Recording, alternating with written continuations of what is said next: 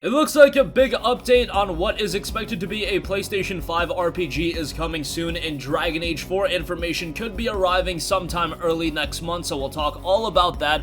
All versions of Diablo 4 will not be playable offline, so that's a little bit of a bummer. We'll talk that. Persona 5 Scramble is scheduled to release in 2020, and it's a direct sequel to Persona 5, and development at this point is 90% complete, and Audica is the brand new VR music rhythm title, and it is dropping tomorrow. The PlayStation blog has an in-depth post on that, and I did want to give that a highlight at the end of this video. And before we get into everything, I just want to remind you guys to make sure you hit that subscribe button and hit the bell notification icon so you are always notified of uploads, and that definitely helps out the channel too, so we always appreciate that. But first up, want to talk all about Dragon Age 4 because seemingly an update to that game will be happening very soon. It has been almost a year since Dragon Age 4 was formally announced at the Game Awards 2018. Over that span of time, BioWare hasn't really revealed anything worthwhile about the highly anticipated title outside of the fact that it's probably not going to be released anytime in the near future. Yesterday marked the 10th anniversary of Dragon Age Origins, the first game in the beloved RPG series from BioWare. Many who are fans of the series celebrated throughout the day, and BioWare also chimed in on the occasion and revealed that it has plans to further celebrate next month. They noted, "Today marks 10 years of Dragon Age. This year we're excited to join the community's party on December 4th and celebrate a decade together in the world we all love. See you on 12/4 for Dragon Age Day." And if you noticed the tweet, they took out the A in age and replaced that with a 4. That's leading a lot of people to speculate that we're gonna hear something related to Dragon Age 4. That said, even if BioWare does have something to say about Dragon Age 4 next month, the game still seems quite a ways away. Electronic Arts, the publisher to which BioWare belongs to, recently said that it expects Dragon Age 4 to launch by 2022 at the earliest, so even if we get new information, we're not going to be seeing this game for quite a while. To give you guys an idea of how long we've waited since a Dragon Age game was released, Dragon Age Inquisition was released all the way back in 2014.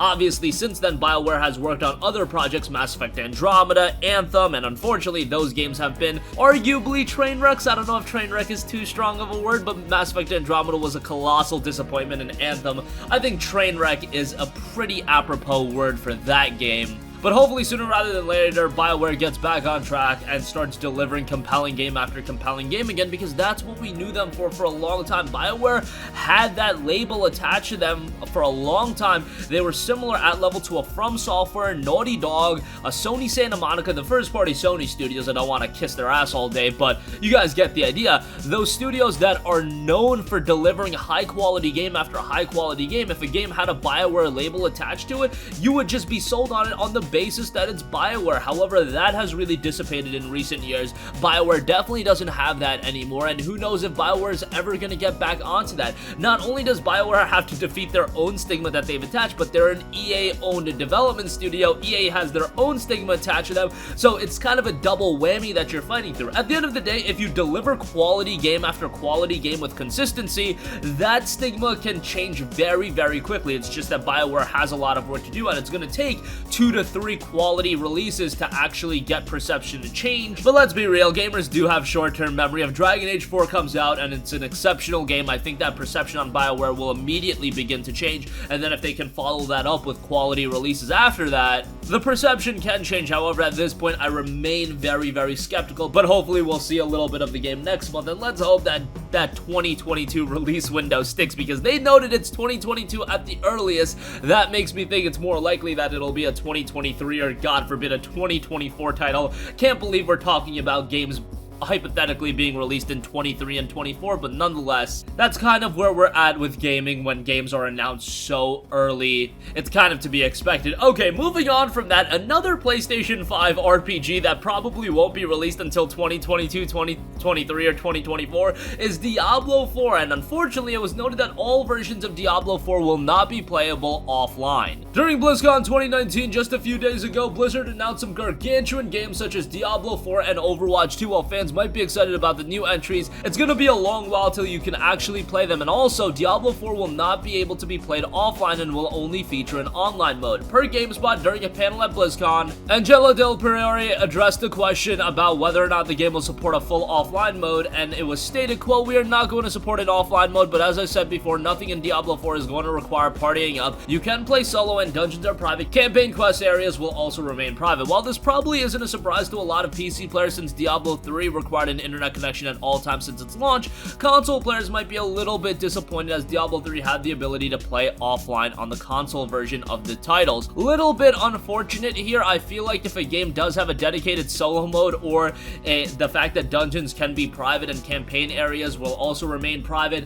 why not just go all the way and offer an offline component to the game? It's just something additional. Not everybody is going to be able to have a online connection all the time, and if the game ultimately does get released on a Nintendo handheld platform, I'm unaware of the fact if it can come out on the Switch, and by then we're probably already going to be talking about new Nintendo platforms, but whatever the case may be, if you're talking about a handheld platform, well, a lot of the times handheld platforms are not going to have online connectivity. But who knows, things can change very rapidly, and again, Diablo 4 is another game that we're not going to see released for a very, very long time. Kind of unfortunate how these compelling titles are being revealed so far ahead of them officially launching, and games that gamers have a legitimate amount of interest in. I'm always against the fact of revealing these games 3, 4, 5 years before they're ready to be released. In the case of Diablo 4, I understand why Blizzard had to do it with all of the controversy surrounding them with the train wreck that was Diablo Immortal's reveal last year. You kind of had to come out and reveal Diablo 4, but still, we're not going to be able to play this game for a long, long time. And I could understand that revealing a game like Diablo 4 early does have its advantages, given that people can chime in, people can give their input, give their thoughts about what they're seeing. So in the case of a game like Diablo, I can understand. In the case of a game like Dragon Age 4, Dragon Age 4 is going to be what Dragon Age 4 is. It's not like all of our input is going to have drastic ramifications, but nonetheless, there you have it with that. And moving on from that, Persona 5 Scramble is noted to be a direct sequel to Persona 5, and development of the 2020 release is 90% complete. A little bit of a spoiler alert, so skip through this if you don't want to be spoiled, but the game itself takes place 6 months after the events of Persona 5, with the story focusing on the development and growth of the Phantom Thieves as characters. I'll leave it at that. Won't get into any other specifics, but Tecmo Koei has also revealed that the game is around 90% complete, meaning that it's in the refinement phase of development. Scramble already has a release date in Japan. It's due out on February 20th, but it's nice to know that it's basically finished. I imagine that Persona 5 Scramble will also be coming stateside sometime later into 2020, but after the release of Persona 5 Royal, which will be coming in early 2020 if the rumors are to be believed. So I imagine P5 Scramble would come sometime in the summer or maybe later in the year. Whatever the case may be, the game is nearing completion and it will be out very soon in Japan. And lastly, I do want to give you guys a more in-depth look on Audica, which is bringing the beats tomorrow with 4 PSVR exclusive songs. It's a PlayStation VR rhythm shooter, and it's coming from Harmonix, the guys that brought you Rock Band and a lot of other music rhythm titles, also Amplitude. Immerse yourself in Audica's ethereal world and find yourself transformed as you and your blasters become one, performing a tightly choreographed ballet of beat-blasting brilliance. The game's got a plethora of songs from very notable artists. You've got Alice in Wonderland, Deadmau5 is in there, Wolfgang Zed, and so much more. The track lineup is actually quite exceptional, and from a gameplay standpoint, it looks rather compelling. It is a music rhythm VR title, and whenever you talk about music rhythm VR titles, the game that everybody is obviously gonna gravitate towards is Beat Saber. However, this one looks interesting in its own right. It was released on PC, and it was received very well over there. Released at a $19.99 price point. Hopefully, we see a similar price point for the PlayStation 4 release, as I do think it could be a good buy if it is priced accordingly.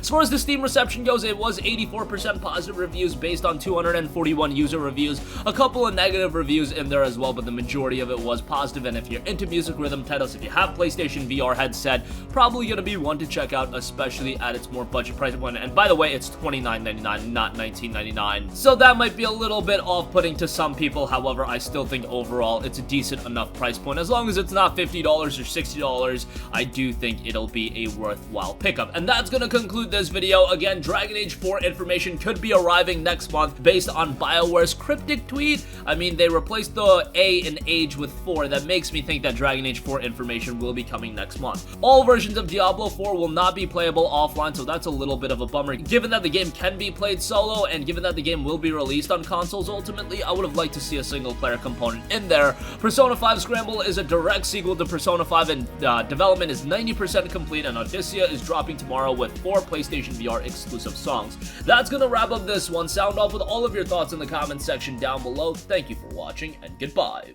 Hey guys, we hope you enjoyed the video, and if you did, make sure to hit the subscribe button, and if you're already subscribed, do us a favor and hit the bell icon. This way you'll be notified whenever we post a new video. That's the best way to keep up with all of our uploads, and we usually try to upload 2 videos a day. And with the bell icon hit, you'll be notified whenever we do upload a video. As always, thanks for watching.